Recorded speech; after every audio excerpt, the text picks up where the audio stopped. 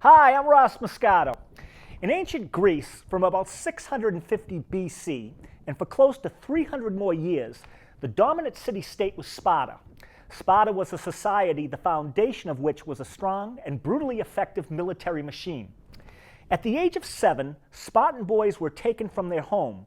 They then commenced 11 years of harsh and the most demanding training and immense deprivation, all with the goal of developing elite and courageous warriors. We are now 2,000 plus years removed from the heyday of Sparta. It is 2015, and in America we are no Sparta.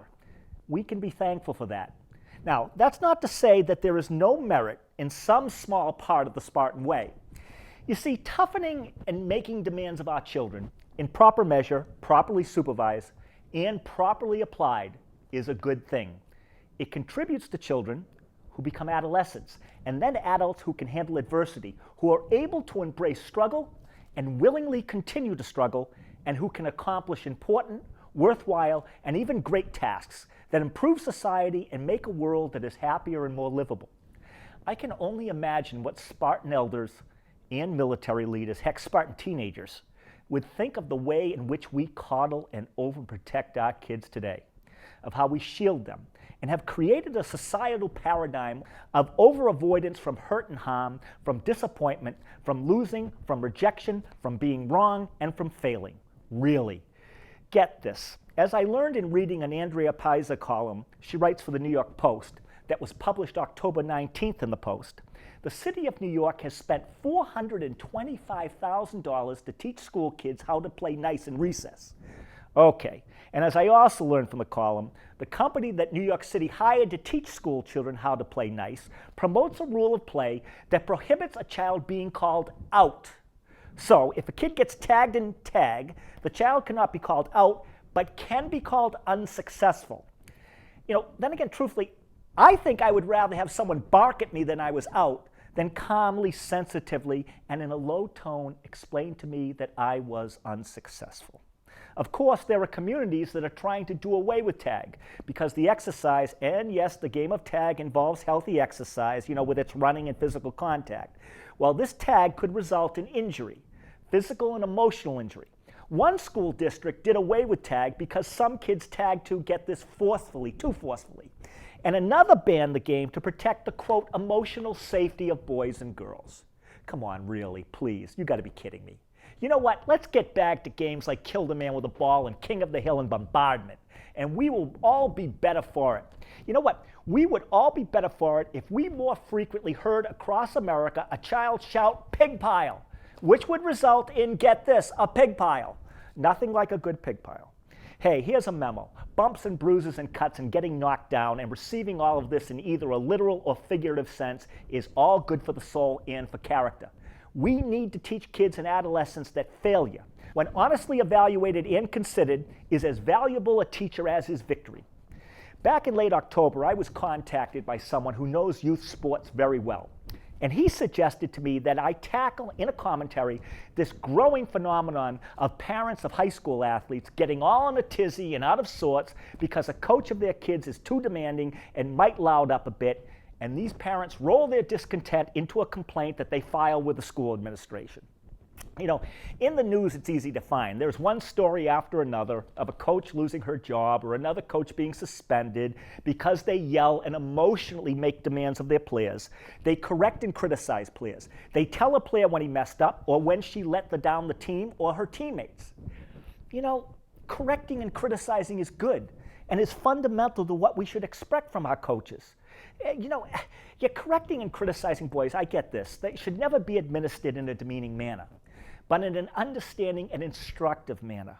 Yes, no doubt, the best coaches, those we want mentoring and guiding our young people, are those who, first and foremost, understand that there are more important things in life than games, yet they know that games confer lessons and codify in people values that are useful in the most important pursuits of life.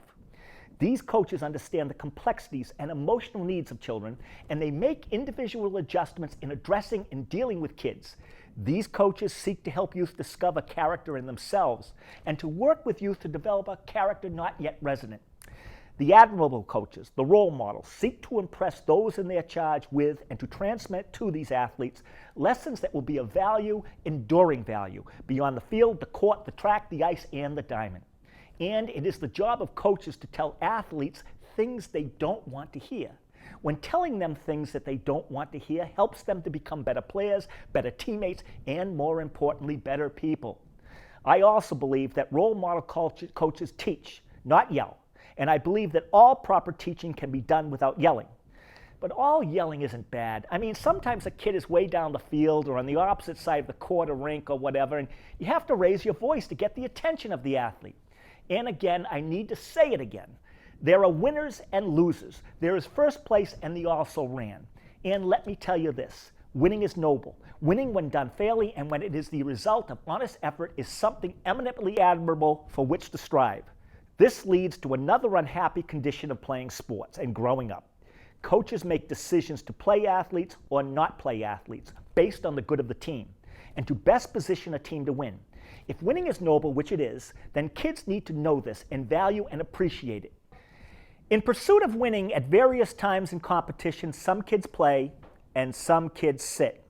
Now, okay, we most certainly should have ample opportunity for all kids, especially for young children, to participate actively in sports, not just be on a team, but also get in the game and see playing time. This reality is a reason that I am a big fan of certain team sports, within which is individual competition, sports such as cross-country running and track and field and swimming and diving. Everyone can play and compete. I think the fun runs that during the summer the Easton Recreation Department holds are just great. Still, in school sports, as kids move up in grades and in other areas of athletics and at other levels, winning is far more of a priority than it is when the athletes are younger. I say it once more, striving to win is right and striving to win is good. As a society, a nation, and a people, supporting winning is healthy and always everything in balance. I feel strongly that, for sure, the approach that adults need to take in working with and advising kids and young people is that kids and young people, they have to understand this, are highly impressionable and not yet understanding a lot about the world. And for sure, immaturity is a fertile environment for seeds of hurt and unhappiness to be sowed that take deep and firmly anchored root, and which sustain unhappy and cynical growth that is not good for the person and for those around that person.